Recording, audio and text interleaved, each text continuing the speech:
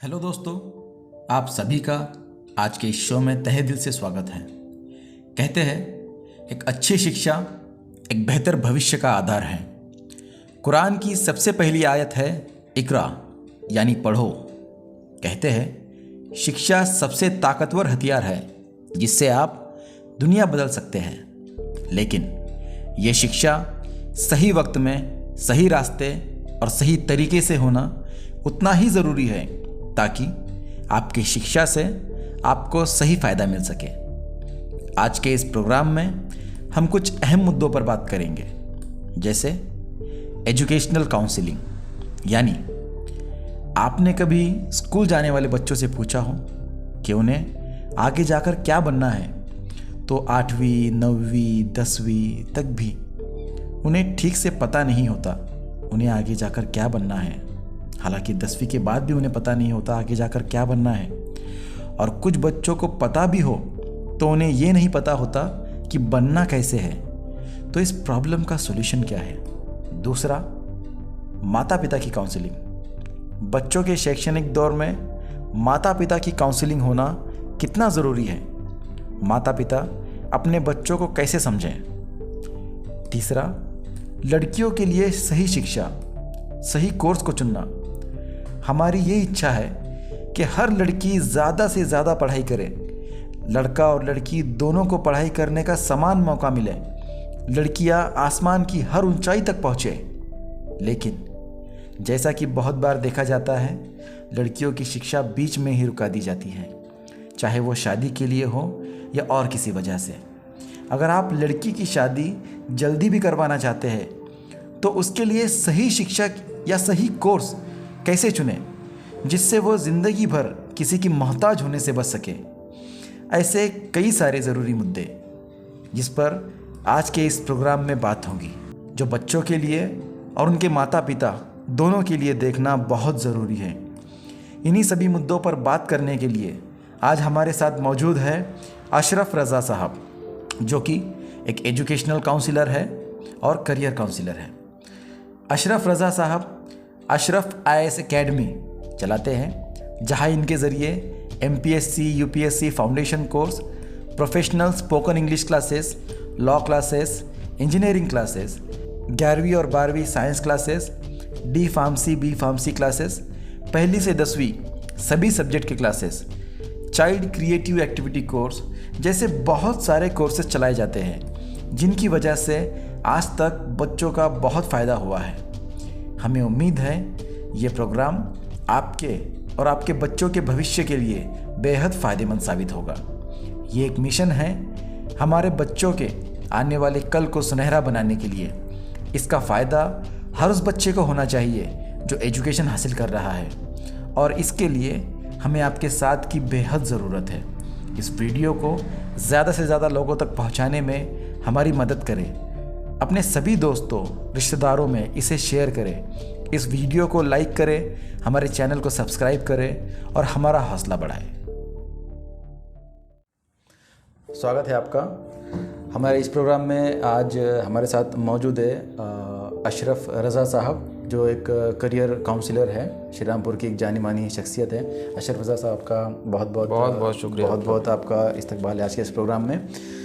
आज का जो प्रोग्राम आप जैसे जानते हैं कि हम लोग बच्चों के करियर काउंसलिंग के ऊपर हम लोग प्रोग्राम करने जा रहे हैं। क्या आप हमसे बेहतर जानते हैं कि करियर काउंसलिंग की ज़रूरत आज हमारे माशरे में कितनी ज़्यादा हो गई है। तो सबसे पहले मैं आपसे पूछना चाहूँगा, क्या करियर काउंसलिंग या जिसको हम बोलेंगे एजुकेशन काउंसलिंग, जो एक अच्छा वर्ड रहेगा उसके लिए, एजुकेशनल काउंसलिंग क्या होती है? आप थोड़ा हमारे जो व्यूवर्स हैं उनको बताइए। जी। एजुकेशनल काउंसलिंग एक बच्चों की एक तरबियत का मामला है जी, शुरुआत से लेकर आखिर तक।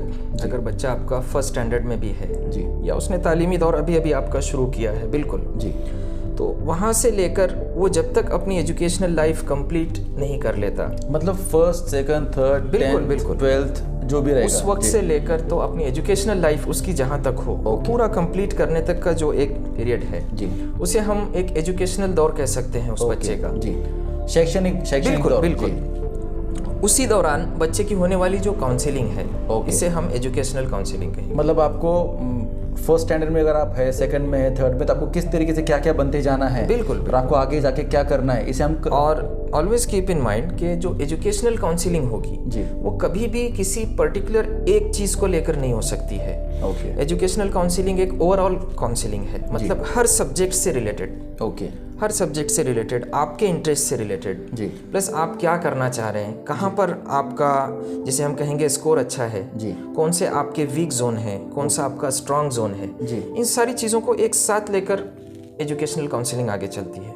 अच्छा, और एजुकेशनल काउंसलिंग में बहुत ज़्यादा चांसेस होते हैं जी, कि आपका जो रुझान है, जी, आप जो करना चाह रहे हैं, जी, उससे आपको एक अच्छा डायरेक्शन मिल सके। जी। काउंसलिंग इटसेल्फ, इसका मीनिंग होता है कि एक मशवरा करना। ओके, ठीक है, बात करना। काउंसलिंग एक तरीके का मशवरा है। जी, और मशवरा कभी भी किसी चीज़ को छुपाकर या किसी को पीछे रखकर नहीं करना चाहिए। जी, जो भी आपका स्ट्रांग जोन है, जो भी आपके वीकनेसेस हैं, जी, इन सारी चीज़ों को सामने लाकर जी, एक अच्छे तरीके से आप मशवरा करें। मतलब जो चीज़ पसंद है, जो चीज़ नहीं बिल्कुल, पसंद है, जैसे हम लोग डॉक्टर को जाके बोलते हैं कि क्या चीज़ में तकलीफ जी है, हाँ। ठीक है, तो एक काउंसलर को हमें बताना चाहिए कि मुझे क्या चीज़ पसंद है, क्या चीज़ नहीं पसंद है, बिल्कुल। और इस तरीके से फिर काउंसिल होंगी, बात होंगी कि हम आगे चल के हर क्या कर इंसान, सकते हैं। हर पर्सनालिटी एक इंडिविजुअल है, ओके, उसकी अपनी एक पसंद नापसंद है। जी, और एजुकेशन, चूंकि जब वो है एजुकेशन हासिल कर रहा है, जी, तो कंपलसरी है उसके लिए क्लासेस वो अटेंड करेगा, स्कूल जाएगा, कॉलेजेस जाएगा, है ना।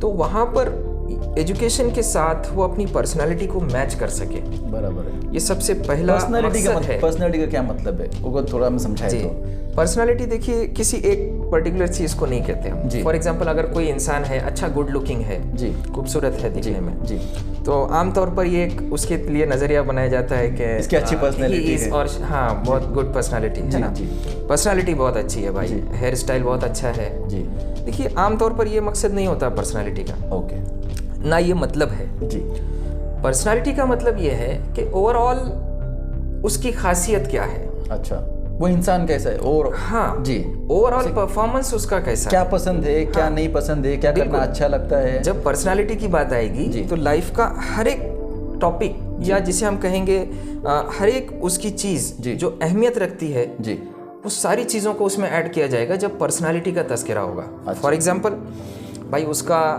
एजुकेशन क्या है, जी, उसका समाज को लेकर रवैया क्या है, ओके, घर में वो इंसान कैसा है, जी, अपनों के साथ बर्ताव कैसा है, जी, है ना, जो रिश्तेदार नहीं है उनके साथ भी उसके रिलेशंस कैसे हैं, जी, समाज में उठना बैठना कैसा है, अपनी राय कैसी रखता है जी, है ना, जी, काम को लेकर वो क्या चाहता है, समाज को लेकर उसका एक अपना एक जिसे हम कहेंगे एक नज़रिया क्या है। ओके, इन सारी चीज़ों से मिलकर उसकी पर्सनालिटी बनती है। एग्जैक्टली। हाँ? और ऐसा नहीं ये है कि बहुत अच्छे कपड़े पहनता है जी, और बहुत दिखने में अच्छा है, खूबसूरत है, तो जी। पर्सनालिटी बहुत अच्छी है, जी, ऐसा बिल्कुल भी नहीं हो सकता। ओके, अच्छा, पर्सनालिटी अच्छी है, जी, इसका ये मतलब भी नहीं है कि बहुत से कुछ लोग ऐसे होते जी। हैं जो जिन्हें एजुकेशन का मौका मिला ज़िंदगी में, जी, वो बहुत खुशनसीब है, जी, जिनको वालिदैन ने पढ़ाया, जी, जिन्होंने अपनी मेहनत से एजुकेशन हासिल किया, है ना, हाँ, काम करते हुए जिन्होंने एजुकेशन लिया, तो बहुत खुशनसीब है कि एजुकेशन हासिल किया उन्होंने। भले लाइफ में वो कुछ भी कर रहे हो, इंडिपेंडेंट हो, बिजनेस कर रहे हो, जॉब कर रहे हो, जैसे भी हो,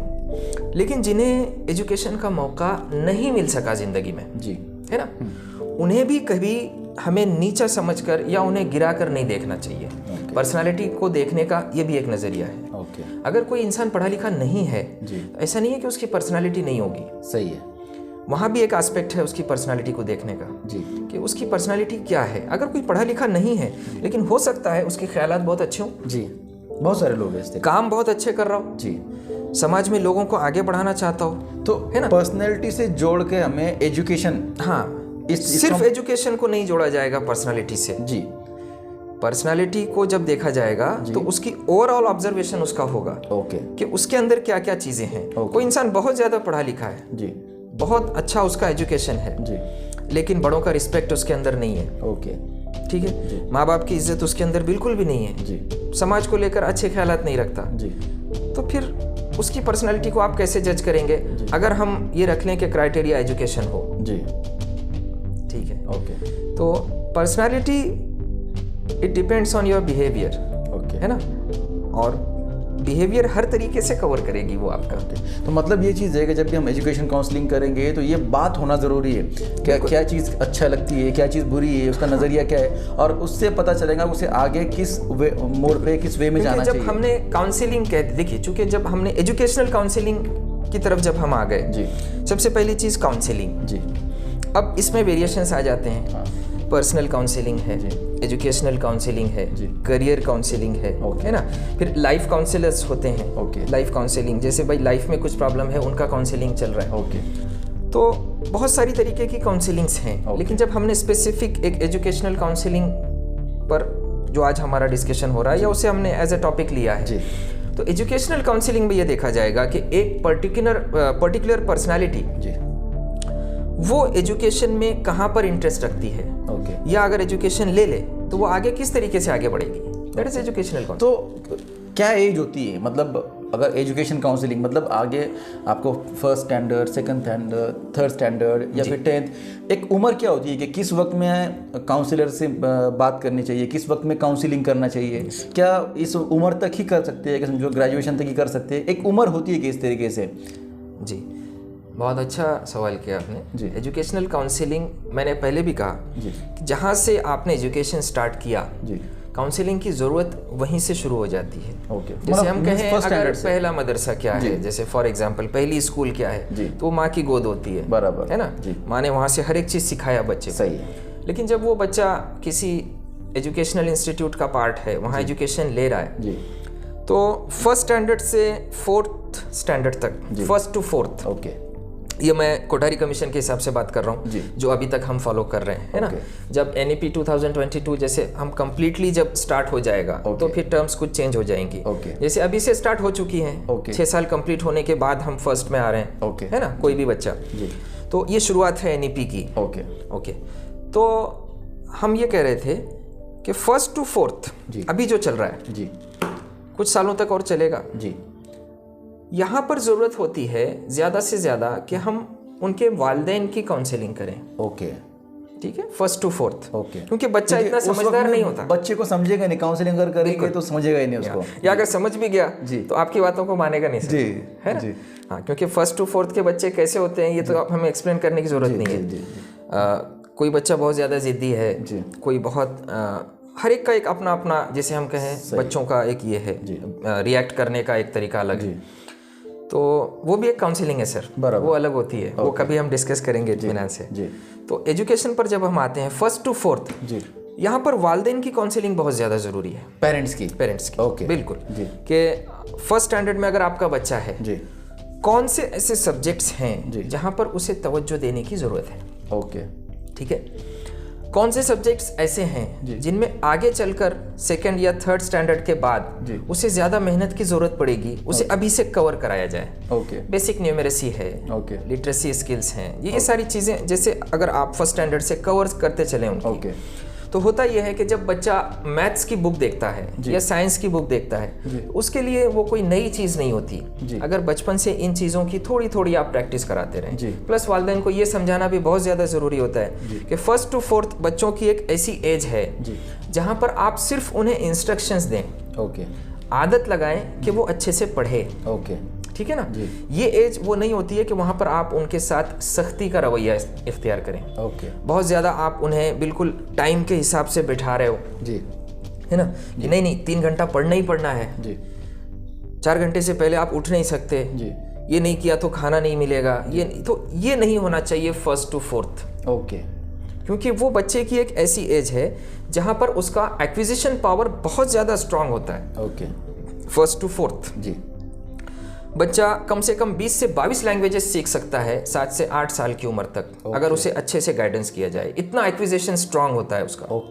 ठीक है, मतलब सबसे ज़्यादा तवज्जो का जो वक्त होता है वो फर्स्ट टू फोर्थ, बिल्कुल वहाँ पर, मतलब जहाँ पे आप करियर काउंसलिंग जो एजुकेशन काउंसलिंग की आप माँ बाप की बात कर रहे हैं, बिल्कुल जी, बच्चे की पर्सनालिटी को उस वक्त पेरेंट्स बहुत ज़्यादा अच्छे से समझ सकते हैं, इसलिए कि 24 आवर्स उनके सामने होता है, वो बराबर हमारे सामने आएगा, 1 घंटे के लिए आएगा जी, लेकिन पेरेंट्स अच्छे से उसे ऑब्जर्व कर सकते हैं। तो पेरेंट्स कैसे ऑब्जर्व करना है ये हम पेरेंट्स को बता सकते हैं बहुत अच्छे से कि अपनी बच्चों की कुछ आदतों पे गौर कीजिए, वो क्या करना चाहता है जी, किस तरीके से रिएक्ट कर रहा है, कौन से सब्जेक्ट के वक्त उसका रवैया कैसा होता है, जी, किन चीज़ों पे उसे बहुत ज़्यादा जोर नहीं देना है। फॉर एग्जांपल जैसे मैंने कहा कि टाइम बाउंडेडनेस जो होता है कि एक बिल्कुल उसको बाउंड कर दिया, इस वक्त तुमको करना ही करना है, वो मत कीजिए उस उम्र के बच्चों के साथ, जी, इसलिए कि उनका बचपना ऑलरेडी अब देख रहे हैं हम खत्म हो चुका है बच्चों सही का। है, सही है, ठीक है, जो बच्चों का पहले एक ज़मीन से टच था जी। वो मुकम्मल ख़त्म हो चुका है। बराबर। तो आज अभी तो हम लोग ज़्यादातर 3-3 साल के बच्चे, जो 4-4 साल के बच्चे, मोबाइल के अलावा उनका कुछ बिल्कुल मामला हो नहीं रहा है। बिल्कुल, जी, और उसके नुकसानात की तरफ अगर हम जाएंगे तो बहुत सी बातें हो सकती सही, हैं, सही। लेकिन एक चीज़ मैं बताना चाहूँगा जी, कि बच्चों का जो एक नेचुरल टच है ज़मीन से, जी, वो अपने बच्चों का लगा रहने दें okay, up to 4th standard 5th standard, ताकि आपके बच्चों को लगे कि वो समाज में है। सही है, उसे काम की मशीन मत बनाइए, बराबर, है ना। अभी बच्चों के हाथ में मोबाइल है, जी, ठीक है, एक ही चीज़ बताऊंगा, पेरेंट्स समझ जाएंगे। जी, अगर ये मोबाइल की आदत बहुत ज़्यादा है और पेरेंट्स भी ध्यान नहीं देते हैं, जहाँ तक मेरा ऑब्जर्वेशन है, मेरे पास भी आते हैं कुछ पेरेंट्स, जी, वो अपने काम में है, जी, वालिद साहब अपने काम से वापस आते हैं घर, जी, वालदा अपने काम में मसरूफ़ हैं, वो किचन में आजकल मोबाइल में देखकर खाना बन रहा है, रेसिपी बन रही है, बराबर, वालिद साहब आ रहे हैं, वो अपने कुछ मैसेजेस चेक कर रहे हैं, लेकिन बच्चा जो है जी, वो उसकी ख्वाहिश होती है कि कोई उससे बात करे, सही है, कुछ सीखे, कुछ सिखाए। जी, हम देखते हैं कि अक्सर वो एक पानी का मग रखा है वो गिरा देता है, बराबर, ठीक है, जी, क्यों गिराया? वो इसलिए नहीं गिराता है कि वो गिराना चाहता है, वो कुछ सीख रहा होता है, जी, उसका एक्विजिशन पावर उस वक्त बताता है कि यार ये गिरेगा तो क्या होगा, सही। वो ये देखता है, बराबर, ठीक है। जी, अब ऐसी एज पे आप अपने मोबाइल में बिजी हैं, जी, ठीक है, पेरेंट्स अपने अपने मोबाइल पर हैं, वो बच्चा अगर कहीं कुछ गिरा दे जी, तो बजाय इसके कि उसको समझा जाए वो कर क्या रहा जी। है, उसे सिर्फ और सिर्फ डांट पड़ती है, बराबर, ठीक जी। है, और अगर बहुत ज़्यादा मेहरबान हो जाए तो उसके हाथ में भी एक मोबाइल दे के छोड़ देते हैं। बराबर है। आजकल ज़्यादातर जो मामले आ रहे हैं कि अब इशू ऐसा हो गया है कि हमारा बच्चा बहुत ज़्यादा मोबाइल खेलता, हाँ, अब इसके ऊपर कोई उपाय बताइए। उसका एक नुकसान है, उपाय तो मैं नहीं बता सकता इसलिए कि हर कोई समझदार है। जी, नुकसान एक बताता हूँ कि अगर वाकई में आप अपने बच्चों से मोहब्बत करते हैं, जी, ठीक है, जी, तो मोबाइल से थोड़ा दूर कीजिए। ओके, उसके सोशल और पर्सनल क्या इम्पैक्ट्स हैं उसमें मैं नहीं जाऊंगा। बराबर। एक बहुत छोटी सी चीज़ आपको बता दूं, अगर बहुत ज़्यादा आदत हो गई उसे मोबाइल की, जी, तो याद रखिए इसका असर सबसे पहले आँखों पर पड़ता है। सही है। ये छोटे छोटे बच्चों को चश्मा लग गया, अगर क्या लगता 4th standard 5th standard 8th standard तक आपके बच्चों को चश्मा लग गया, है? सही है, ठीक है, बिल्कुल कॉमन जबान में कह रहा हूँ, जी। चश्मा लगना है ना, ठीक है, तो याद रखिए आपके बच्चे का स्पोर्ट लाइफ टाइम के लिए बर्बाद हो सकता है, बराबर है, ठीक है। अगर वो खेल कूद नहीं करेगा तो फिजिकली स्ट्रांग कैसे रहेगा? कैसे रहेगा? अब यहाँ से आप अंदाजा लगाइए कि क्या क्या नुकसानात हो सकते हैं, बराबर है, तो थोड़ा सा अवॉइड कीजिए मोबाइल। जी। तो इस वक्त में मतलब बोलने का मतलब ये आ रहा है कि सबसे पहले शुरुआती दौर में बिल्कुल काउंसलिंग तो माँ बाप की होनी चाहिए। हाँ हाँ, 1st to 4th तक, कि वो जान सकें उनके बच्चे का इंटरेस्ट कहाँ है, बराबर है, और उस हिसाब से वो उसकी तैयारी कराएं। तो फिर वो वहाँ पर उसे बहुत ज़्यादा बाउंडेड ना कर दें जिसकी ज़रूरत ही नहीं है। जी। अगर आपका बच्चा सुबह उठकर कुछ देर खेलना चाहता जी। है, उसे खेलने दीजिए, ओके, ठीक है, उसे डांटिए मत वहाँ पर। जी, कुछ अगर ऐसी चीज़ें हैं कि नहीं आपके बच्चे को ये करना पसंद है और आप देख रहे हैं कि उससे उसका कुछ नुकसान नहीं है, सही है, तो थोड़ी ढील दें 4th स्टैंडर्ड तक। ओके, उसे बिल्कुल ये एहसास ना हो कि अगर मैं ये नहीं किया तो मुझे सज़ा मिलेगी। बराबर, वरना आज सबसे ज़्यादा अगर बच्चों में डिप्रेशन का आप एक जिसे हम कहें लेवल देखें, तो ये 4th स्टैंडर्ड तक के जो बच्चे हैं, जी, ये सोते वक्त डिप्रेशन में है। ओके, और क्या डिप्रेशन है इनको? हाँ, इनको डिप्रेशन ये है कि अगर होमवर्क नहीं हुआ हाँ, तो कल स्कूल में मुझे मार पड़ेगी, ओके, ठीक है, सही है, जी, या अगर होमवर्क नहीं किया तो पापा डांटेंगे, बराबर। मम्मी चिल्लाएगी। जी, बच्चों में एक 4th स्टैंडर्ड की एज तक इस तरीके के ख्यालात आना जी। उनकी लाइफ के लिए अच्छी बात नहीं है। ओके, तो होमवर्क होने चाहिए, और होमवर्क कराने का भी कंसेप्ट ये हो, मैं बताना चाहूँगा जिनके बच्चे 1st to 4th हैं, जी, होमवर्क का कंसेप्ट ये है कि डंडा लेके होमवर्क नहीं होना चाहिए, लकड़ी लेके नहीं होना चाहिए। सबसे पहली बात, सही, होमवर्क करना इसको लोगों ने समझा ही नहीं है, सबसे पहले मैं आपको बता दूँ, ओके, ठीक है। हम बोलते हैं होमवर्क कर ले, जी, तो बच्चे के जीवन में यही बात है कि स्कूल में जो बोला गया है हाँ, उसे मैं कंप्लीट कर रहा हूँ, ओके, ये कंप्लीट नहीं हुआ हाँ, तो मुझे कल सज़ा मिलेगी, पनिशमेंट होगा, बराबर। या तो बोलेंगे भाई कान पकड़ ले, या क्लास से बाहर निकाल देंगे, जो भी हो। सही, यही कंसेप्ट है होमवर्क का, बराबर है, जी, यहाँ से हटना चाहिए पेरेंट्स को। ओके, जब भी आप अपने बच्चों को होमवर्क करा रहे हो, आप अपने बच्चों से कहें कि बेटे आज जो होमवर्क मिला है जी, उससे आपको कुछ नया सीखना है, ओके, ठीक है, जो होमवर्क आपका है उससे कुछ आपको कुछ नया सीखना है, तो चलो थोड़ा सीखने की तरफ ध्यान दो। 10 से 15 मिनट में देख लो वो होमवर्क करके कि आपको क्या सीखने मिला और वो मुझे बताओ। ओके। तो एक क्रिएटिव माइंडसेट डेवलप होगा बच्चे का। ओके। आज जो मिला था यार, इसमें मैं क्या सीख रहा हूँ। ओके। भले ही कोई ऐसी बात हो कि उसमें सीखने वाली कोई चीज़ ना भी हो, सही है, तो बच्चा गौर करेगा कि इसमें सीखने जैसा क्या है। अगर कुछ सीखा, क्योंकि सीखना ही तो इम्पोर्टेंट है। बिल्कुल। स्कूल का मतलब है सीखना, वरना वो कॉपी पेस्ट की मशीन थोड़ी बनाना है बच्चों को। बिल्कुल बिल्कुल। होमवर्क इसलिए नहीं है कि आपका बच्चा बिजी रहे। जी। अब आज का कंसेप्ट वही है। पेरेंट्स फोन करके बोलते हैं ज्यादा होमवर्क दो कि सर उनको होमवर्क ज्यादा दो, घर पे कुछ करता नहीं है। बराबर। ठीक है, ऐसा नहीं है। उसको आप पहचानिए वो करना क्या चाहता है, करेगा वो कुछ ना कुछ तो करेगा। लेकिन आप पहचानिए करना क्या चाहता है। और अगर होमवर्क कराना ही है, कंपल्शन है उसका, तो फिर ये देखिए कि उसको ये बताइए कि होमवर्क करते हो ना, तो कुछ उसमें सीखने को मिलता है। बराबर है। आज का होमवर्क करो और मुझे आके बताओ क्या सीखा। क्या सीखा। ठीक है। ओके। तो वो बच्चा बोलेगा कि पापा ऐसा कुछ तो था नहीं सीखने जैसा।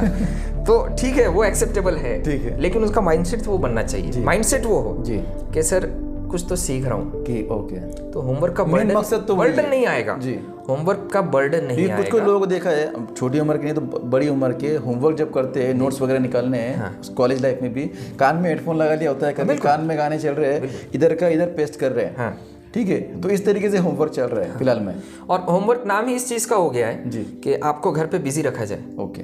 ये नहीं होना चाहिए जी। होमवर्क इसलिए हो कि आप कुछ सीखो। बराबर है ना। तो स्कूल से जो होमवर्क दिए जाते हैं जी, उसका मकसद वही है कि आपका बच्चा कुछ सीखे। बराबर। लेकिन पेरेंट्स ने उसको वक्त जाया करने का एक काम बना दिया है। सही है कि घर पे बच्चा मस्ती करता है, सर इसको ज़्यादा होमवर्क दीजिए। बराबर। सर तो देंगे उसे होमवर्क, या जो भी टीचर्स हैं या जो भी स्कूल हैं जी, वो अल्हम्दुलिल्लाह बहुत अच्छे काम कर रहे हैं। स्कूल्स का जब आप देखेंगे तो उन्होंने बच्चों को होमवर्क भी दिया है। जी।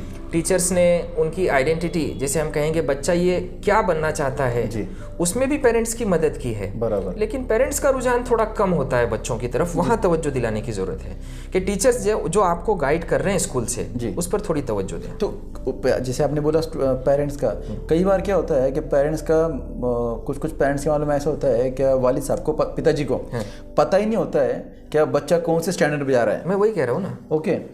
कौन से स्टैंडर्ड में जा रहा है। सेकेंडरी बात ऐसी होती है कि कई बार टीचर्स बुला के थक जाते हैं, पर पेरेंट्स स्कूल तक नहीं पहुंच पाते, क्योंकि टीचर्स को भी बात करनी होती है, स्टूडेंट्स जो पेरेंट्स से बात करनी होती है टीचर्स को, पर एक कांटेक्ट नहीं हो पाता है। आपने हाँ बिल्कुल। तो इस बारे में क्या 1 महीने में, 2 महीने में, 3 महीने में स्कूल में चक्कर होना, क्लास टीचर से बात करना, ये चीज़ें भी क्या ज़रूरी है उसके अंदर?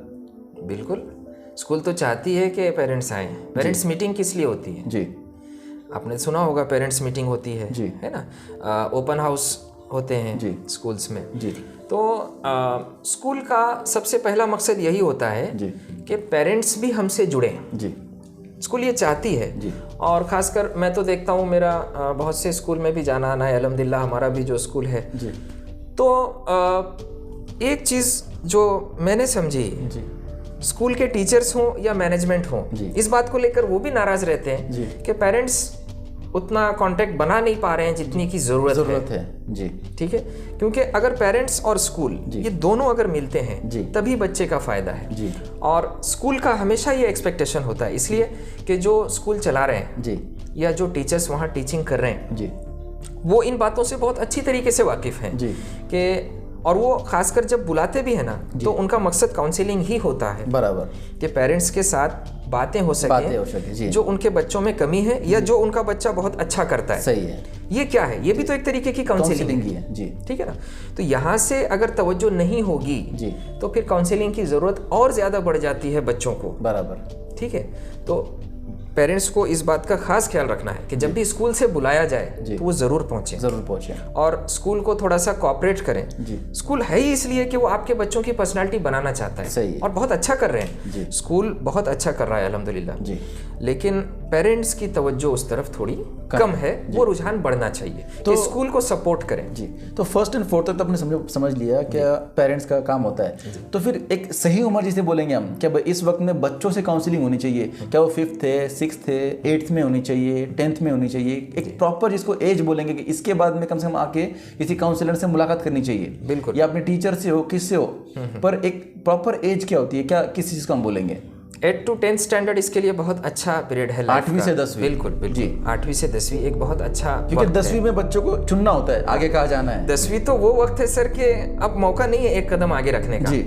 अब डेट डिक्लेयर हो जाएगी, यहाँ बराबर। पे 11th का एडमिशन क्लोज होने वाला है। जी। तो या तो आप इधर गिर जाएंगे या इस तरफ चले जाएंगे। क्योंकि ज़्यादातर क्या होता है अगर 8वीं में अगर हम बच्चों को पूछेंगे क्या करना है, बिल्कुल। तो क्या होता है अब तक सोचा नहीं है। हाँ। 9th में अगर पूछते अब तक सोचा नहीं है। हाँ। 10th में अगर पूछते अब तक सोचा नहीं है। हाँ। और होता क्या है साइंस ले लिया है जी, अब तक सोचा नहीं है। नहीं, उसमें क्या होता है 10th के बाद में जी। फिर एक जो क्राउड होता है कि मेरे 10 दोस्त थे वो साइंस में जा रहे हैं इसलिए मैं साइंस में जा रहा हूँ, बिल्कुल। मेरे 10 दोस्त लेके वो इंजीनियरिंग के लिए जा रहे हैं इसलिए मैं जा रहा हूँ, डिप्लोमास वगैरह जो होते हैं करके। दोस्ती कायम रहनी चाहिए। दोस्ती कायम रहनी चाहिए। मेरी सहेलियाँ है वो आर्ट्स में जा रही है, हालांकि इसकी कैपेसिटी साइंस की है, बिल्कुल। पर मेरी सहेलियाँ आर्ट्स में जा रही है इसलिए मैं आर्ट्स में जा रही हूँ। तो ये एक चीज़ होती है 10th के वक्त में। तो फिर काउंसलिंग 8th में चालू होनी चाहिए, शुरू होनी चाहिए। हाँ 8 to 10 मैं कहना चाहूँगा ये बहुत अच्छा वक्त है काउंसलिंग के लिए, सही है। एजुकेशनल काउंसलिंग के लिए। ओके। देखिए ये वक्त ऐसा होता है, मैंने कहा ना 1st to 4th पेरेंट्स थोड़ा ध्यान दें ओके कि क्या चीज़ें कर रहा है बच्चा, क्या नहीं कर रहा है, जी। और स्कूल को सपोर्ट करें। जी। उसके बाद 5th 6th 7th में जब बच्चा होता है जी। वो कहीं ना कहीं ग्रास्पिंग पावर अपना यूज़ कर रहा होता है, जो कुछ उसने सीखा है 1st to 4th। जी। नए सब्जेक्ट्स कुछ आते हैं, मैथ्स के साथ उसका इंट्रोडक्शन होता है, जी। कुछ हायर मैथमेटिक्स की तरफ वो आता है। जी। 8th स्टैंडर्ड में साइंस भी दो जिसे हम कहेंगे कि 2 सब्जेक्ट्स में डिवाइड हो जाता है। जी। मैथ्स 2 में पढ़ते हैं वो, जी। अलजेब्रा ज्योमेट्री सेपरेटली पढ़ते जी। हैं। जी। वहाँ से 8th स्टैंडर्ड से जी। उनका एक माइंड बिल्डअप जिसे हम कहेंगे शुरू होता है, जी। एक प्रोसेस। वो अलग अलग नई चीज़ों का उसका सामना होना, सही है। उन सारी चीज़ों से उसका वास्ता पड़ना, बराबर। और उन सारे सब्जेक्ट्स को लेकर टीचर्स का एक्सप्लेनेशन जो क्लास में होता है। जी। ये सारी चीज़ें देखने के बाद जी। 8th स्टैंडर्ड में कम से कम वो 6 महीना बिता ले अपना, जी। फर्स्ट सेमेस्टर जिसे हम कहेंगे। जी। उसके बाद फिर वो उसे इस चीज़ का कम से कम आइडिया आ जाता है जी। कि ये जो सब्जेक्ट्स हैं जी। इनमें मेरा इंटरेस्टेड सब्जेक्ट कौन सा है, ओके। या कौन सा सब्जेक्ट उसे परेशान कर रहा है। बराबर। ठीक है। जी। इनबॉर्न कुछ होते हैं जिनकी मैथ से कभी नहीं जमी। सही है। ठीक है। जी। लाइफ टाइम जी। कोई सा भी कैलकुलेशन उन्हें कहें तो वो ज़रा मज़ा नहीं आता उनको। जी। अब उन्हें अगर आप ज़बरदस्ती मैथ स्पेशल लेकर उन्हें पढ़ाएं, जी। बराबर। उनके लिए अच्छा नहीं है। सही है। तो 8 to 10th वो पीरियड है लाइफ का जी। जहाँ पे बच्चा समझ रहा है जी। कि ये सब्जेक्ट है, ये है, ये है। मतलब एक्चुअल में बच्चे की कैपेसिटी अलग होती है, पर कई बार क्या देखा जाता है कि वो मेरे दोस्त का बच्चा है, देखिए वो कितना अच्छा कर रहा है, तुम भी उस तरीके से करने की कोशिश करो। हालांकि पर्सनैलिटी इसकी अलग तरफ जा रही है, पर ज़्यादातर पेरेंट्स में क्या होता है फिर वो कैसे कर रहा है, फिर तू क्यों नहीं कर सकता। तो ये चीज़ थोड़ा बच्चों को डिस्टर्ब करती है। बिल्कुल। और उसमें होता ये है कि वो अपनी राय रख नहीं पाता खुलकर। जी। अभी जो NEP 2020 है जी। उसमें तो खैर ऐसा होगा कि वो अपने इंटरेस्टेड सब्जेक्ट को चूज कर सकता है, ओके। लेकिन यहाँ से वो थोड़े आगे की बात है। ओके। अभी जो बच्चा 8 to 10th के बीच में है जी। उसे क्या करना है, ओके। बात तो आज की है सही है। ना। जो बच्चे आज हैं 8th में वो क्या करें, ओके। वो अभी से जो बच्चे 8th स्टैंडर्ड में हैं, मैं एक मशवरा देना चाहूँगा, वो इन बातों को कैलकुलेट करना शुरू करें, थोड़ा गौर करें, जी। सेल्फ ऑब्जर्वेशन बढ़ाएं जी। कि उनको कौन से सब्जेक्ट अच्छे लगते हैं, ओके। किस सब्जेक्ट में दुश्वारियाँ आती हैं, ओके। कौन सा स्ट्रांग जोन है कि अगर 2 दिन भी पढ़ लिया जी। तो 75+ तो पक्का है ना। अब मैं मशवरा नहीं दे रहा हूँ 2 दिन पढ़ने का, जी। लेकिन मैं जो चूंकि नेचुरल बातें जो आती हैं कुछ जी, है ना, जी, जी। हाँ, तो उससे हमको इनकार भी नहीं है। सही है। बच्चे पढ़ते ही कब हैं, एग्जाम से 15 दिन पहले। बराबर है। अगर वो साल भर पढ़ लें तो रिजल्ट बहुत अच्छा आएगा। सही है। और पढ़ना चाहिए जी। है ना, वो एक अलग टॉपिक है सर। जी। ठीक है। तो वो ऑब्जर्वेशन करें जी। कि हमारा कौन सा सब्जेक्ट अच्छा है, जी। किस में हम मार्क नहीं ला पा रहे हैं अच्छे, जी। या इम्प्रूवमेंट नजर नहीं आ रहा है। मार्क का कंसेप्ट भी अब धीरे धीरे खत्म हो जाएगा सर, बराबर। अब ग्रेड की तरफ बढ़ रहे हैं। जी। आपके ग्रेड कहाँ पर डेवलप होने के चांसेस हैं इसका आइडिया लगाइए। बराबर। प्लस थोड़ा सा बच्चे ये सोचें जी। हमें इंडिविजुअल काम करने में अच्छा लगता है, जी। ग्रुप में काम करना पसंद है, अच्छा। कोई टारगेटेड प्रोजेक्ट के साथ मैं बहुत अच्छा कर पा रहा हूँ। जी। ठीक है। क्रिएटिविटी मेरी कैसी है, ओके। डिसीजन मेकिंग मेरा सही होता है या नहीं होता है, जी। इन सारी चीज़ों पे वो 8वीं से गौर करना शुरू करे। ओके। ठीक है, चाहे किसी मीडियम का वो बच्चा हो, जी। वो इन बातों पे थोड़ा गौर करे। जी। 9th स्टैंडर्ड में उसको एक आइडिया आएगा हाँ। कि मुझे कौन सी चीज़ें अच्छी हैं मेरे लिए अच्छा। और कौन सी चीज़ें अच्छी नहीं हैं, मैं कौन सी चीज़ों को बहुत अच्छे से कर रहा हूँ ओके। और कहाँ पर अगर मैं थोड़ी सी मेहनत करूँगा जी। तो और इम्प्रूवमेंट हो सकता है। मतलब उसको अगर हम बोलेंगे 9th का जो एक क्लास है, हाँ। वो सबसे बेस्ट है काउंसलिंग के लिए, अगर हम एतबार से पकड़ेंगे थोड़ा बहुत उसको आइडिया आ जाता है 8th के बारे में। उसके बाद जी 1 साल उसके पास बचता है। एग्जैक्टली 10th का, हाँ। कि जब उसको डिसीजन लेना है कि आगे कहाँ जाना है। जी जी क्योंकि डिसीजन भी, जिसे हम कहते हैं ना कि कोई सा भी डिसीजन जी। ये फाइनल नहीं होता है Exactly. लाइफ का। जी। कोई सा भी डिसीजन हो, जी जिसे हम कहेंगे वक्त के साथ वो बदलता है। बराबर। तो आगे अगर 9 तक उसे ये समझ में आ गया जी। कि मैं क्या कर सकता हूँ, क्या नहीं कर सकता हूँ, ओके तो 10th में बहुत आसान हो जाएगा उसके लिए डिसीजन लेना कि ओके। मुझे किस तरफ जाना चाहिए। बराबर है। और 1 साल भर का वक्त भी मिलेगा उसे डिसीजन लेने के जी। लिए, ताकि बाद में ये ना हो कि यार महीने भर का वक्त था, मैं डिसीजन सही नहीं ले सका, पता तो था लेकिन Exactly. डिसीजन नहीं ले सका। जी। साल भर है उसके पास, बराबर। वो 1 महीना किसी एक फील्ड के लिए सोच ले, जी अगला 2 महीना सोचे कि अगर इधर गया तो क्या होगा, ओके ठीक है, जी उस तरफ जाता हूं तो क्या होगा। जी। और 10th का जो पूरा साल है जी वो अच्छे लोगों से मिले,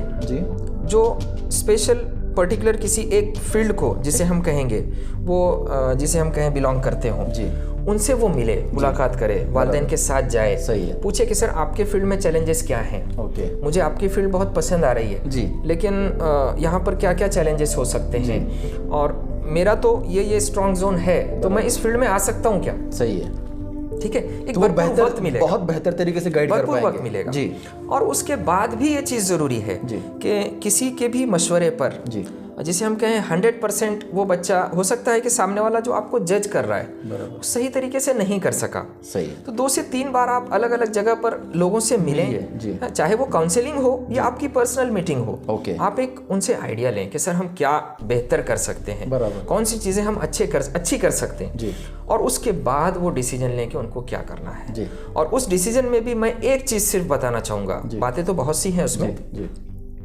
कि करियर, एज ए करियर जी। आप जो भी डिसाइड कर रहे हो, क्योंकि अभी जो हमारा एजुकेशनल सिस्टम है वो 10th पे बहुत ज़्यादा फोकस्ड है और डिपेंड भी करता है कि वहीं से आपकी राहें जो हैं वो निकलती हैं, बराबर। है ना, आर्ट साइंस और कॉमर्स जिसे हम कहते हैं। इंशाल्लाह हम सेपरेटली उसे कभी डिस्कस करेंगे।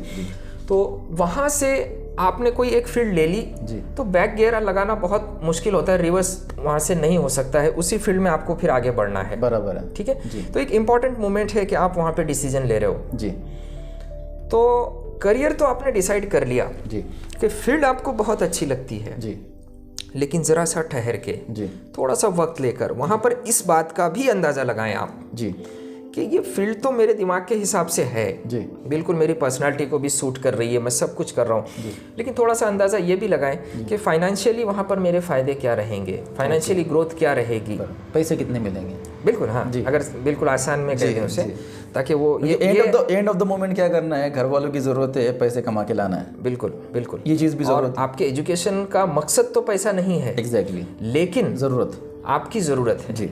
ठीक है ना। तो जब आप एजुकेशनल अपने आप को आगे बढ़ा रहे हैं, ठीक है, सारे सब्जेक्ट्स के साथ, जी। डिग्रीज के साथ, तो कहीं ना कहीं आपका एक्सपेक्टेशन भी जुड़ा होता है इन सारी चीज़ों से। सही है। तो चाहे आपका इंटरेस्ट किसी बिजनेस की तरफ हो, जी किसी जॉब की तरफ हो, जी या किसी भी इंडस्ट्री में हो, बराबर आप ये देखिए वहाँ पर आपके फाइनेंशियल ग्रोथ के क्या चांसेस हैं, बराबर। उसके बाद आप सिलेक्शन करें। हो सकता है आपको 2 से 3 चीज़ें पसंद आ जाएं, ओके, और उसमें आपको लगे कि हाँ नहीं, इसमें मैं ज़्यादा बेहतर कर सकता हूँ और मेरी फाइनेंशियल ग्रोथ भी यहाँ पर अच्छे होने के चांसेस हैं जी, तो मैं सजेस्ट करूँगा आप उस तरफ जाएं। आपने एक चीज़ डिस्कस की NEP जी, एक शॉर्ट में आप उसके बारे में national education policy Exactly. 2020, Okay. है ना। ये पॉलिसी गवर्नमेंट डिसाइड करती है जी। कि बच्चे जो हैं जी, उनके लिए एजुकेशनल सिस्टम कैसा होना चाहिए। मतलब आने वाले वक्त में थोड़ा जो अपना जो सिस्टम है 11th-12th का वो चेंज होने वाला है, ऐसे कुछ सुनने में आ रहा है उसके ऊपर से। जी बिल्कुल चेंज होगा जी। और ये एक बहुत ही अच्छा सिस्टम आएगा जी। जहाँ पर आप अपने सब्जेक्ट को खुद सिलेक्ट कर सकते हैं। एक ऐसा सिस्टम आएगा अच्छा, जिसमें सब्जेक्ट जैसे हम 11th-12th में सिलेक्ट करते हैं उसी 11th-12th जो है ना, ये 9th से काउंट हो जाएगा उसमें। बिल्कुल आसान जबान में बता दे रहा हूँ, वैसे सेक्शंस तो अलग होंगे, ओके, है ना। अभी जैसे 10+2 पैटर्न है, 10वीं प्लस 2 साल, ये पैटर्न खत्म हो जाएगा, नया पैटर्न रहेगा। ओके। और जो आपका लास्ट वाला 4 रहेगा जी, उसमें 9th से कैलकुलेट करेंगे, 9th 10th 11th 12th। मतलब 10वीं की एग्जाम खत्म। हाँ, जैसे अभी जो इम्पोर्टेंस बोर्ड का है जी जितना है ना, secondary तो school बहुत certificate, मुमकिन है कि बोर्ड का कोई एक और एग्जाम वहाँ पे अरेंज कर लिया जाए, Okay. या कोई एक अलग से जिसे हम कहें सीटी वहाँ पर मैनेज हो जाए। ओके लेकिन जितना इम्पोर्टेंस अभी सिर्फ 10th स्टैंडर्ड को है, ओके वो सारे इम्पोर्टेंस 9th से स्टार्ट हो जाएंगे, जो Okay. बच्चों के लिए बहुत अच्छा है। ओके ठीक है, मैंने जो पहले भी कहा जी। कि अभी हम क्यों एहतियात बरत रहे हैं, जी 8 से स्टार्ट कर रहे हैं ना हम, सही है ठीक है। जी। हम कहाँ पे जोर दे रहे जी। हैं कि 8 से आपको पता लगाना चाहिए आप क्या क्या करते हो। जी, जी, जी। तो यही आज़ादी आपको 9th से मिल जाएगी कि आप 9th में कोई एक दूसरा सब्जेक्ट लेकर देख लो, ओके नहीं अच्छा लगता है जी। आप 10th में वो सब्जेक्ट चेंज कर सकते हो, क्विट कर दोगे आप। ओके वो भी ठीक नहीं है, आप 11th में फिर से क्विट करोगे, नया सब्जेक्ट लोगे। ओके करते करते कोई तो एक अच्छे सब्जेक्ट तक आप 12th तक पहुंच जाओगे। पहुंच जाएंगे। और ये जिसे हम कहेंगे कि एक उम्मीद की जा रही है NAP 2020 से कि बच्चा 12th तक अपने इंटरेस्टेड सब्जेक्ट तक पहुंच जाए। तो सिस्टम किस तरीके से होगा? 4+3+4 एक ही जो कुछ सिस्टम बताया जाता है कि फिर जी हाँ, सिस्टम में बहुत सारे बदलाव रहेंगे। जैसे अभी 6+ का है ना, तो वो एक पूरा पैटर्न रहेगा सर, और उस पैटर्न में कितने साल कैलकुलेट होंगे जी। वो इंशाल्लाह हम डिस्कस करेंगे। ओके ठीक है जी तो उस पैटर्न की जो सबसे बड़ी खासियत रहेगी वो यही है कि बच्चों को अपने मकसद तक पहुंचना, बराबर अपने मकसद तक उनको पहुंचा देना, जी। ये NAP का मकसद है। जी। ठीक है, और सेकेंडरी एक चीज़ ये होती है, हमने काउंसलिंग के बारे में बात तो की, पर एक ज़रूरी चीज़ ये है कि काउंसलिंग करवाना किससे है। हाँ। या काउंसलिंग के लिए फिर कभी कभी क्या होता है कि कुछ लोग समझो फॉर एग्जांपल इंजीनियर के पास चले गए तो वो इंजीनियरिंग फील्ड से रिलेटेड गाइड करेगा आपको, किसी डॉक्टर के पास चले जाते हैं तो हर कोई बंदा अपना अपना जो फील्ड है उसके ऊपर जोर देगा या उससे उस ताल्लुक से ज़्यादा बात बताएगा। पर क्या एक स्पेसिफिक काउंसलर जो होता है काउंसलिंग का, ये कोई सेक्शन होता है? जी हाँ। जी देखिए, एजुकेशनल काउंसलिंग जी। ये अभी बहुत ज़्यादा जिसे हम कहेंगे ये जो एक फील्ड है जी इसकी बहुत ज़्यादा रिक्वायरमेंट है इंडिया में। बराबर। और एक जिसे हम कहेंगे एक इंडस्ट्री ऐसी भी है जहाँ पर बहुत ज़्यादा रिक्वायरमेंट है लोगों की, बराबर। Educational counsellor. एजुकेशनल काउंसलर, बिल्कुल। ओके करियर काउंसलिंग और एजुकेशनल काउंसलिंग, इसमें थोड़ा सा फ़र्क आ जाएगा। ओके एजुकेशनल काउंसलर वो होता है सर, आज जैसे आपने कहा कि कहाँ करवानी चाहिए, बराबर है ना। जी तो देखिए, हर चीज़ की एक जगह है जी जहाँ पर हम उस पर्टिकुलर काम को करते हैं, सही है चाहे कोई सा भी काम हो, जी मशवरा हो, जी कोई जैसे हम कहें किसी चीज़ को करने की कोई स्पेसिफिक जगह हो कि यहाँ पर ये चीज़ें हमें सबमिट करनी है ले जाकर। जी तो जब काउंसलिंग की बात आती है जी तो आप करियर काउंसलिंग से ज़्यादा एजुकेशनल काउंसलर्स जो हैं ओके। उन पर ज़्यादा फोकस करें। करियर काउंसलर्स और एजुकेशनल काउंसलर्स ये अलग अलग कंसेप्ट जी है। हाँ, डिफरेंस है। ओके। करियर काउंसलिंग जो होता है जी। वो किसी स्पेसिफिक कोर्सेज को लेकर होता है। मतलब आपको 10वीं 12वीं के बाद में हाँ, क्या करना है, आपको 10 करियर क्या चूज करना है आफ्टर आपको? 10th जी जो कोर्सेज हैं, ओके ठीक है, जी उनमें से कुछ सिलेक्टेड कोर्सेज होंगे जिनका इंपॉर्टेंस मैं आपको बताऊंगा। ओके। याद रखिए वो करियर काउंसलिंग है। ओके ठीक है, ओके, जिसमें आप आपका करियर चूज करेंगे। बिल्कुल। ओके वो करियर काउंसलिंग जी है। और एजुकेशनल काउंसलिंग ये आपका ओवरऑल काउंसलिंग है, जो आपका first- जी हाँ, बिल्कुल जो आपकी first- पर्सनालिटी का जो काउंसलिंग। पेरेंट्स से ही स्टार्ट हो जाता है बिल्कुल। Educational counselling. जी एजुकेशनल काउंसलिंग और एजुकेशनल काउंसलर जी आपको कभी भी किसी कोर्स, किसी पर्टिकुलर कोर्स के बारे में जी। आपको बहुत ज़्यादा कन्विंस नहीं करेगा। एग्जैक्टली, ठीक है, यही करो आप, यही करो, ये चीज के ऊपर हाँ फोकस नहीं बिल्कुल करेगा। बिल्कुल। जी जैसे मैं आपको कोई कोर्स करा रहा हूँ, जी है ना, जी तो अगर आपने ये नहीं किया तो आपने बहुत कुछ मिस कर दिया सर। ओके ये बात आपको एजुकेशनल काउंसलर में नज़र नहीं आएगी। ओके एजुकेशनल काउंसलिंग वो होती है जी कि आपकी पर्सनालिटी किन चीज़ों को मैच करती है जी। वो आपको बता दें, जी बस। जी सिलेक्शन आपका रहेगा ओके। कि आपको क्या ये सिलेक्ट टाइम करना बहुत है, बिल्कुल। उसके बाद में टाइम बहुत ज़्यादा रहने वाला है। सिलेक्ट आपको करना है, इसलिए कि आपकी राहें और आप लाइफ में क्या करने वाले हैं इसके लिए हर इंडिविजुअल खुद जिम्मेदार है। जी करियर काउंसलिंग ये है कि किसी 10 कोर्सेस को मैं लेके बैठा हुआ हूँ, जी मेरे पास वो 10 से 15 कोर्सेस हैं और मेरे पास जो भी ग्रेजुएट आ रहा है जी मैं हर एक को वही कोर्सेस बता रहा हूँ। ओके ठीक है, जी और ऐसा नहीं है कि वो कोर्स से कुछ फायदा नहीं है, जी है उसमें फायदे। अगर वो कर लें जी तो उनका फायदा है, उनके करियर का फायदा है, फाइनेंशियल ग्रोथ अच्छी हो सकती है। जी लेकिन वो स्पेसिफिक हो जाता है कि वो कोर्सेज से वो हटेंगे नहीं। जी ठीक है, जी लेकिन एजुकेशनल काउंसलिंग में हर वो बात जो आपके लिए फायदेमंद है वो बताई जाएगी, ओके चाहे वो कोर्स मेरे पास हो जी या ना हो, बराबर। वो कोर्सेज भी आपको सजेस्ट किए जाएंगे। ओके। एक बहुत अहम सवाल है जी, एक एक चीज़ मैं मिस कर गया। जी आपने पूछा था कि किससे करवाएं, जी है ना जी। ये टॉपिक हमारा रह गया जी क्योंकि आपका सवाल यही था। जी देखिए, एजुकेशनल काउंसलिंग वो इंसान जो एजुकेशन से जुड़ा हुआ हो, ओके, एजुकेशनल फील्ड से जुड़ा हो, ओके, ठीक है। कोई अच्छा टीचर भी हो सकता है, बराबर, कोई अच्छा मैनेजमेंट का इंसान भी हो सकता है, ओके, ठीक है। और एजुकेशनल गाइडेंस एंड काउंसलिंग जो है जी, उसमें एक पर्टिकुलर अपना एजुकेशन कंप्लीट करते हैं लोग सेपरेटली, जी, ठीक है। हाँ, जो जिसे हम कहें कि स्पेशल उनकी फील्ड होती है, बराबर, गाइडेंस एंड काउंसलिंग, ओके, उनसे भी आप कर सकते हैं, ओके, ठीक है। जो अच्छे टीचर्स हैं, जी, है ना, तो उनसे भी आप काउंसलिंग करा सकते हैं मतलब जिसे एक स्पेसिफिक फील्ड के बारे में, बिल्कुल अलग अलग फील्ड्स के बारे में, एजुकेशन से वो इंसान जुड़ा हो, जी, अलग अलग फील्ड्स के बारे में मालूम हो, एजुकेशन को अच्छी तरह से जानता हो जी, और उसका भरपूर नॉलेज रखता हो, सही है, ठीक है। अब मैं ये नहीं कहूँगा कि स्पेसिफिक कोई एजुकेशन की डिग्री उसके पास हो, एग्जैक्टली, है ना जी, ये मैं नहीं कहूँगा, इसलिए कि बहुत मुमकिन है कि वो इंसान किसी और फील्ड से जुड़ा हो। फॉर एग्जांपल किसी और फील्ड में उसका, जैसे हम कहें, ग्रेजुएट कंप्लीट है, बराबर, वो ना वो स्कूल में टीचिंग करता है, ना वो स्कूल में कभी आता है ना, ना वो स्कूल चला रहा है, बराबर, लेकिन फिर भी उसे एजुकेशन का बहुत अच्छा नॉलेज हो सकता है, सही है, ठीक है। और अगर आप जाने कि हाँ वो गाइडेंस एंड काउंसलिंग कर रहा है जी, और अच्छी खासी कर रहा है, जी,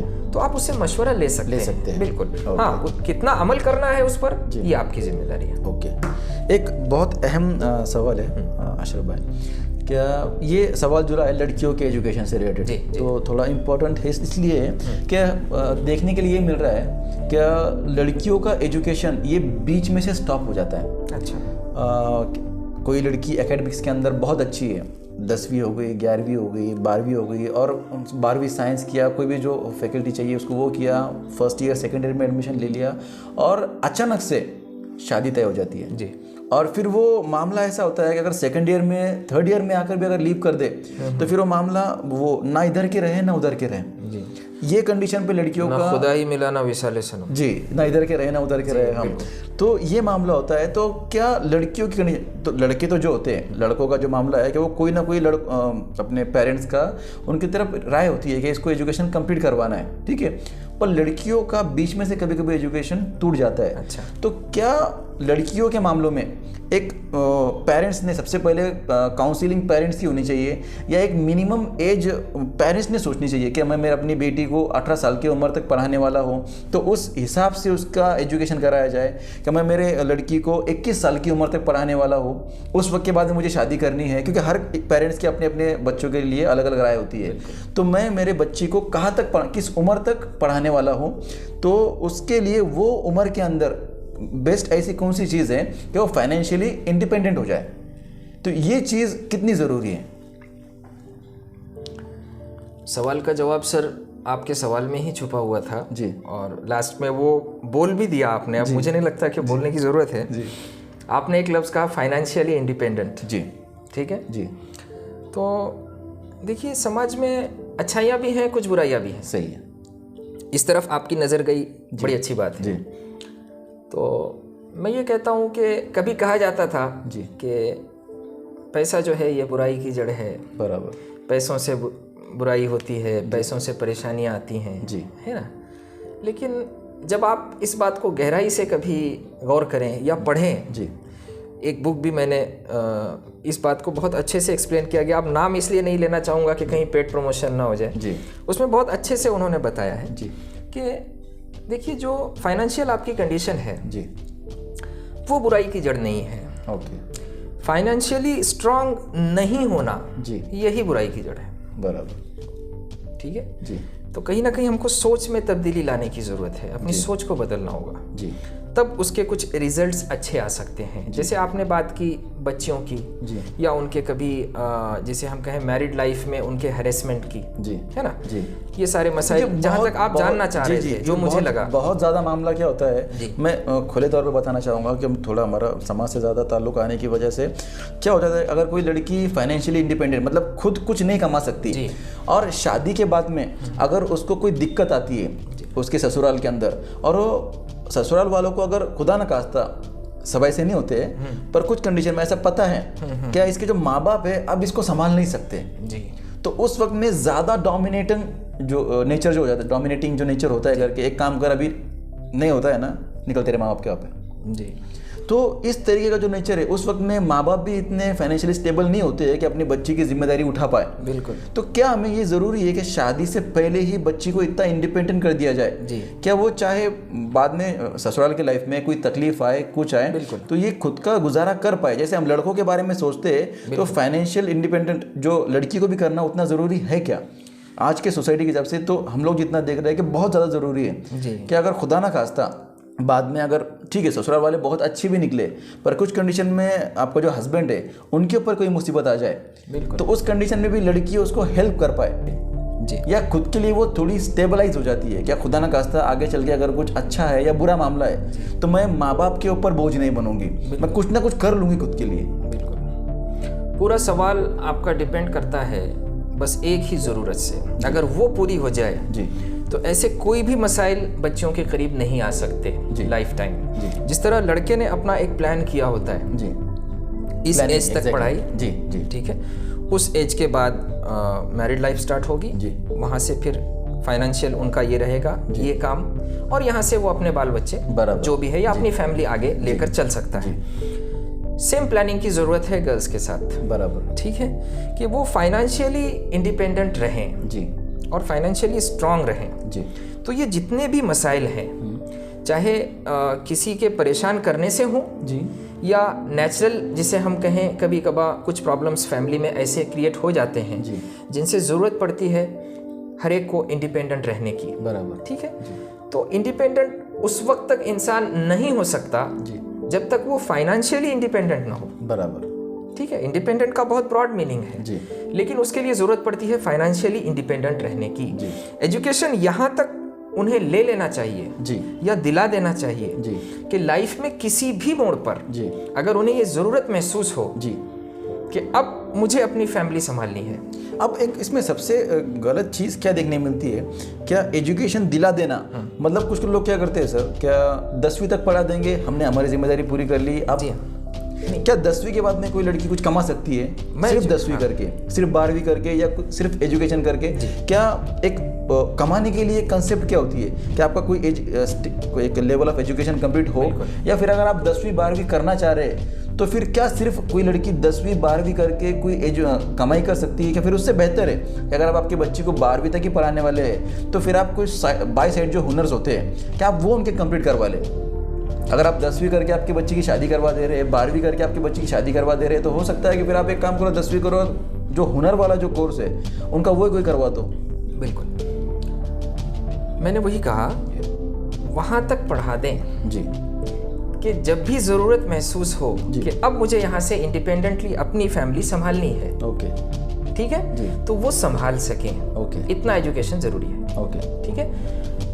वो किसी एक फील्ड में माहिर बन जाए, ओके, किसी एक फील्ड में माहिर बन जाए। जी, अब माहिर बनने का मतलब है क्या, समझो अगर आप एजुकेशन वे से देखिए तो कम से कम 10th होना चाहिए, हाँ, 12th होना नहीं, चाहिए। मेरा वो मतलब नहीं है जी, ना 10th ना 12th। ओके, मैं कह रहा हूँ उसके अंदर फाइनेंशियली इंडिपेंडेंट रहने की ताकत आ जाए, ओके, वो इतना पढ़े, जी, एक कोर्स कंप्लीट कर ले, या तो वो आइदर मेडिकल ग्रेजुएट है, ओके, ठीक है, फॉर एग्जांपल, अब मैं हर एक ग्रेजुएट कोर्स का नाम नहीं लूंगा, लेकिन कोई एक कोर्स वो यहाँ तक कंप्लीट कर ले कि अपनी फैमिली खुद चला सके। बराबर।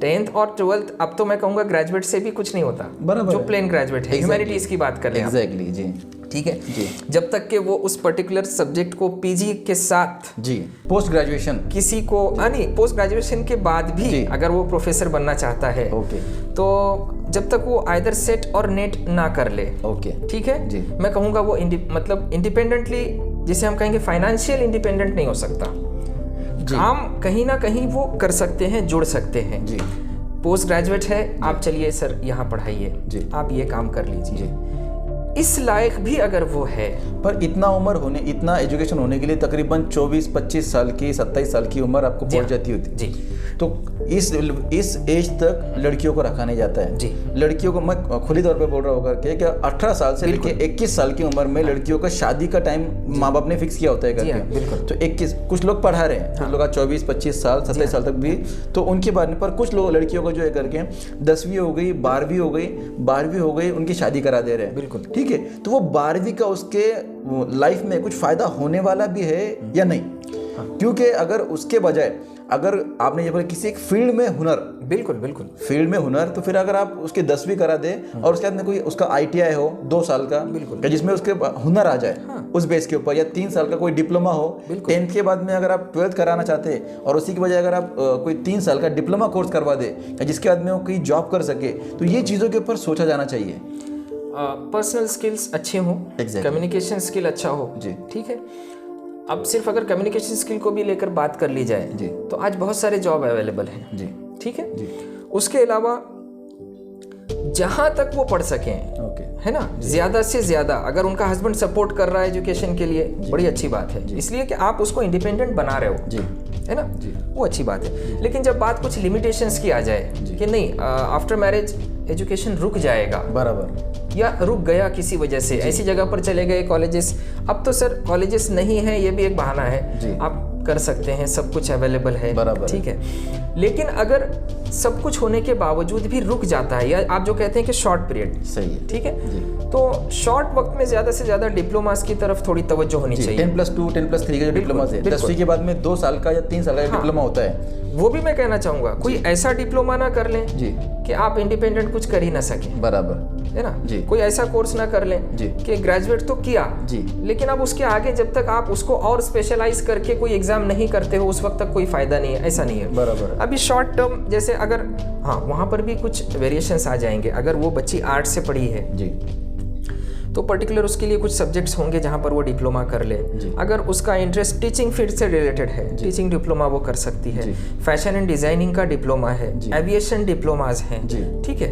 तो ये सारे डिप्लोमाज, फूड प्रोसेसिंग में कुछ डिप्लोमाज बहुत अच्छे हैं, ठीक है। कुछ साइंस ग्रेजुएट के लिए फूड प्रोसेसिंग बहुत अच्छा, एक अभी एक नई जिसे हम कहेंगे फील्ड उभर कर सामने आ रही है। ये सारी चीज़ों पर ध्यान देने की ज़रूरत है कि जहाँ पर आपका रिक्वायरमेंट है, ऐसा कोई कोर्स उन्हें ज़रूर कराएं जी, ताकि वो इंडिपेंडेंट रह सकें, बराबर, जब भी चाहें, सही है ना। कोई ऐसा मोमेंट ना हो कि यार अब क्या करें, यहाँ तक तो पढ़ा था लेकिन अब कुछ कर नहीं सकती है जी, ये चीज़ ना हो। फॉर एग्जाम्पल अगर एक जैसे डी फार्मेसी है जी, शॉर्ट है अभी तक, 2 साल में कंप्लीट कर लेते हैं, बहुत अच्छा है बच्चियों के लिए अगर करना चाहें, है ना। हाँ, अब आप कहेंगे सर तो फिर बच्चियां मेडिकल कैसे चलाती हैं, बराबर, है ना। बच्चियां मेडिकल नहीं चलाती हैं, मेडिकल जो है वो पर्टिकुलर किसी रजिस्टर्ड जो है डी फार्मेसी जिसने कंप्लीट किया है जी, ठीक है, उसके सर्टिफिकेट पर वो मेडिकल चलता है, बराबर, है ना जी। हाँ, तो अगर हो सकता है फैमिली में कुछ और लोग उसको सपोर्ट करें जी, तो वो जो उसने तालीम हासिल की है, बराबर, आने वाले वक्त में 100% कर सकती है जी। बिल्कुल, कोई जरूरी नहीं है कि वो काउंटर पर खड़े हो, सही है ना जी। अगर होते हैं तो बड़ी अच्छी बात है, बराबर, अदरवाइज वो कुछ लोगों को हायर करके बहुत अच्छे से एक इंडिपेंडेंटली अपना बिजनेस चला सकते हैं, सही है, ठीक है। ऐसे बहुत से कोर्सेस हैं जी। अब मैं ये नहीं कह रहा हूँ कि सर ने बोल दिया कि डी फार्मेसी ही करना है, बराबर, इसलिए कि मैं डी फार्मेसी मेरे पास एक्चुअल काउंसलिंग जो होगी वो सामने बैठ के ही होंगी, बिल्कुल। जो आपने पहले स्टार्टिंग में बताया कि इंसान के पर्सनैलिटी को समझना है, और जितना आपकी बात से समझ में आया, क्या जो काउंसलिंग है वो सिर्फ बच्चे को लेकर नहीं और सिर्फ माँ बाप को नहीं, बिल्कुल, माँ बाप जो पेरेंट्स है, बच्चा है, बच्चे की पर्सनैलिटी को समझ के जो 1-to-1 काउंसलिंग होती है, उसके अंदर और सारी चीजें जो खुलकर सामने आती है, उनके सारे पहलू नुमाया होते हैं उसमें, हर एक चीजें कि बच्चे का हम पिछला रिकॉर्ड भी देखते हैं, एग्जैक्टली, पिछले 2-3 साल का रिजल्ट उनका देख लिया, चेक किया, कौन से सब्जेक्ट में ज्यादा इसने रुझान किस तरफ ज्यादा है, बराबर, है ना। फिर सामने जब पूछता है इंसान कि यार आप करना क्या चाहते हो, फिर एक पर्सनालिटी भी जब सामने होती है कोई, है ना, शख्सियत कोई बैठी हो, तो उसकी बातचीत से कुछ हमारे स्पेसिफिक क्वेश्चंस होते हैं, उससे हम अंदाजा लगा सकते हैं कि इनका इंटरेस्ट किस तरफ है, तो उसमें बड़ी आसानी होती है। और बच्चियों के लिए खासकर जो आपने बात की, वो अल्हम्दुलिल्लाह उसमें मैं एक ही सोल्यूशन आपको देना चाहूँगा ये सारे प्रॉब्लम्स का, कि वो इतना ज़रूर पढ़ें जी, एजुकेशन से दूर नहीं भागें, और वालिदैन की भी जिम्मेदारी है कि जो बिल्कुल ही नहीं पढ़ाते उनके लिए तो मैं कहना चाहूँगा कि ये बात बहुत खतरनाक साबित हो सकती है, बराबर है। इतना उन्हें ज़रूर पढ़ाएं कि वो इंडिपेंडेंट हो जाए, बराबर, बिल्कुल, कभी भी उन्हें ब्रेड एंड बटर्स के लिए सोचना ना पड़े कि हमें अपनी फैमिली कैसे चलानी है, सही है, ये मैं कह रहा हूँ। मैं पर्टिकुलर किसी भी कोर्स का नाम लेके नहीं कहूँगा, इसलिए कि कुछ कोर्सेस मेरे पास भी रन होते हैं, तो मेरे कहीं एजुकेशनल काउंसलिंग जो है वो करियर काउंसलिंग की तरफ डाइवर्ट ना हो जाए कि सर सिर्फ अपने कोर्स के बारे में बात कर रहे हैं, ठीक है। तो डी फार्मेसी अल्हम्दुलिल्लाह मैंने इसलिए नाम ले लिया कि उन बच्चों को मैं बहुत करीब से देखता हूँ, बराबर, मेरा खुद डी फार्मेसी मैं चला रहा हूँ अल्हम्दुलिल्लाह। तो जो लोग मेरे से जुड़े हैं वहाँ डी फार्मेसी में, उन बच्चियों के रुझानात बड़े अच्छे हैं जी कि सर हम अपने ससुराल में हैं जी और अल्हम्दुलिल्लाह अभी हमारा मेडिकल स्टोर चल रहा है। माशाल्लाह जी ठीक है जी। तो वो मुझे एक बड़ी अच्छी लगी बात जी। और उनके हस्बैंड चला रहे हैं वो मेडिकल है ना। ओके, मतलब उनका सपोर्ट कर रहे हैं। हाँ। ओके, वो बैठी हैं, वो वहाँ पर हैं, उनकी निगरानी में चल रहा है जी। क्योंकि जो नॉलेज है मेडिसिन का वो इन्होंने लिया है। एग्जैक्टली ठीक है ना, दवाइयाँ किस तरीके से क्या है जी। हाँ, निकाल के देने में हस्बैंड उनकी हेल्प कर रहा है तो इट्स नॉट इलीगल। बराबर है ना जी। और लीगली वो खुद वहाँ मौजूद है। बराबर है। उनके सर्टिफिकेट, उनका जो जिसे हम कहें एजुकेशनल क्वालिफिकेशन है, बराबर है, उस बुनियाद पर वो मेडिकल चल रहा है। बराबर। तो मुझे वो बहुत अच्छा लगा बच्चियों के लिए। मैं पर्सनली आपसे बोल रहा हूँ जी। कोर्सेज तो और भी हैं बराबर, लेकिन इसमें जॉब नहीं करना पड़ता बच्चियों को जी। ठीक है। तो जो जिन बच्चियों ने मेरे पास डी फार्मेसी वगैरह किया जी, आज बहुत से बच्चियों के कुछ फोन्स भी आते हैं, वो बाल बच्चे वाली अल्हम्दुलिल्लाह अल्हम्दुलिल्लाह जी। तो बोलते सर हमारा मेडिकल स्टोर चल रहा है, बहुत अच्छा चल रहा है। माशाल्लाह ठीक है। तो ऐसा कुछ करें जी कि आपकी बच्चियां लाइफ टाइम जी इंडिपेंडेंट रह सकें जी। और कोई ज़रूरी नहीं है कि वो बच्ची जब तक ससुराल में है जी उसी वक्त तक वो मेडिकल स्टोर चलेगा, नहीं जी। आपने वो उसके लिए एक लाइफ टाइम काम कर दिया जी, ठीक है। बराबर। खुदा ना खास्ता, मैं 1000 बार कह रहा हूँ खुदा ना खास्ता जी। कि ऐसी कोई सिचुएशन उसकी लाइफ में क्रिएट होती है जी हैं, हर एक को अल्लाह अच्छा रखे, खुश रखे। बेशक। लेकिन ऐसी मोमेंट आ गई उसकी ज़िंदगी में, कोई ऐसा मोमेंट आया कि वो अब अपनी ससुराल में नहीं है, उसे अपने घर आना पड़ा। सही है कि कोई भी कारण हो सकता है। बिल्कुल जी। तो याद रखिए वो उस अपने एजुकेशन, वो ज़िंदगी में जहाँ भी है वो अपने एजुकेशन के साथ है एग्जैक्टली, और वो उसकी ताकत है। बराबर। इसलिए मैं कहूँगा ऐसा एजुकेशन बच्चियों को दिलाइए कि वो इंडिपेंडेंट रहकर काम कर सकें। बराबर, ठीक है जी। तो इससे जॉब से ज़्यादा मैं कहूँगा इंडिपेंडेंट होने की तरफ बच्चियों में थोड़ा सा रुझान बढ़ना चाहिए जी। हो सकता है वो जॉब बहुत अच्छा कर सकती हो, बराबर। उसने एमएड किया हो, बीएड किया हो, प्लस जो अभी टीटीज वगैरह जो एग्जामिनेशन वो सारी चीज़ें हों, ओके, लेकिन जॉब के मौके मैसर ना हो, सही है। जॉब नहीं मिल सका। क्योंकि बहुत बार ऐसा होता है, मैं ये टॉपिक ये करूंगा कि बहुत बार ऐसा होता है कि इंसान ने 30 साल 32 साल तक कुछ लोग पढ़ाई कर ले रहे हैं करके फिर भी जॉब अवेलेबल नहीं है, और कुछ कोई बंदे ने 12वीं के बाद में 10वीं के बाद कोर्स कर लिया, वो काम के लिए लग गया। सर ये तो हम 10th और 12th तक की बात कर रहे हैं, या बच्चियों का कोई कोर्सेस। जी। मेरे पास जो जो कॉम्पिटिटिव एग्जाम के बच्चे होते हैं जी। मैं उनको भी ये मशवरा देता हूँ कि कोई टेक्निकल कोर्स पहले कर लो, जरूरी है। ठीक है, ओके, जहाँ पे आपको जॉब की जरूरत ना पड़े, बराबर, टेक्निकल करो। ओके, कि आप इंडिपेंडेंट, अपना कोई वर्कशॉप क्यों ना हो आपका, सही है, कोई सा भी हो, लेकिन इंडिपेंडेंट हो जाओ पहले, उसके बाद कॉम्पिटिटिव एग्जाम की फील्ड में आओ, बराबर। क्योंकि वो एक कंपटीशन है। हो गया तो बहुत अच्छी बात है, नहीं हुआ तो रोना नहीं है, जो किया है उसके साथ आपको लाइफ आगे बढ़ानी है। जी। तो ये चीज़ें गर्ल्स के लिए भी उतनी ही अहमियत की हैं, इसे हमको समझना होगा। बराबर, ठीक है। अगर बच्चियां सिर्फ जॉब ढूंढती रहीं जी, और जॉब की अपॉर्चुनिटीज़ तो माशाल्लाह शहरों में है, बराबर है, बहुत सारे ऐसे शहर हैं जहाँ पे जॉब की अपॉर्चुनिटीज़ बहुत अच्छी हैं जी। अल्हम्दुलिल्लाह, स्कूल्स हैं, दूसरे कुछ इंस्टीट्यूशंस हैं, कॉल सेंटर्स होते हैं, बीपीओज हैं, बिजनेस प्रोसेस आउटसोर्सिंग जिसे हम कह लें, इनबाउंड आउटबाउंड दोनों होते हैं, वो सारी चीज़ें हैं। लेकिन जहाँ नहीं है वहाँ आपकी बच्ची को ज़रूरत पड़ेगी वो इंडिपेंडेंटली कुछ कर ले। सही है। तो उसके लिए जो मेरे जहन में आया वो मैंने डी फार्मेसी बताया आपको। और बच्चियाँ बड़ी खुशहाल हैं उस कोर्स को करने के बाद जी, अल्हम्दुलिल्लाह, कि उनका एक अर्निंग सोर्स भी चालू हुआ। कंडीशन ख़राब नहीं थी जब भी उन्होंने मेडिकल स्टार्ट की जी, सपोर्ट हो गया एडिशनल जी। और कंडीशन अगर ऐसी ना रहे जी, फिर मैं खुदा ना खास्ता कह रहा हूँ, तब भी वो स्टार्ट करेगी तो उसे कहीं जॉब मांगना नहीं पड़ेगा, वो इंडिपेंडेंट रहकर काम कर सकती है। सही है। इसलिए मैं कहूँगा बच्चों के एजुकेशन के लिए वालिदैन तवज्जो दें कि वो वहाँ तक उनको पढ़ाएं कि वो इंडिपेंडेंट हो जाएं। बराबर। अब चाहे उनको जितना पढ़ना पड़े, सही, कम तो मैं नहीं कहूँगा, लेकिन ज़्यादा से ज़्यादा पढ़ाएं जी।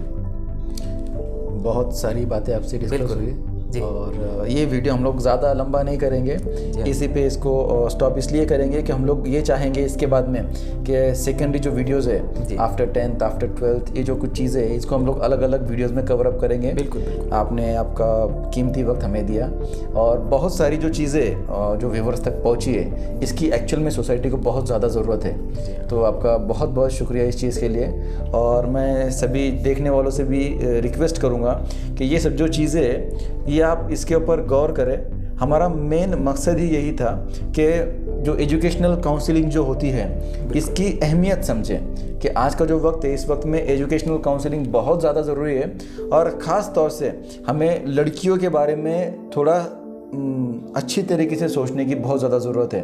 आप इस वीडियो के बारे में क्या सोचते हैं, आप कमेंट में डाल सकते हैं। कमेंट में लाइक और शेयर कीजिए इसको, इस चीज़ के बारे में। और ये वीडियो हम यहीं पे स्टॉप करेंगे। सेकेंडरी जो वीडियोस आने वाले हैं आफ्टर 10th और आफ्टर 12th जल्दी ही आपको आपके सामने देखने के लिए मिलेंगे। ठीक है, बहुत बहुत शुक्रिया। बहुत बहुत शुक्रिया सर आपका।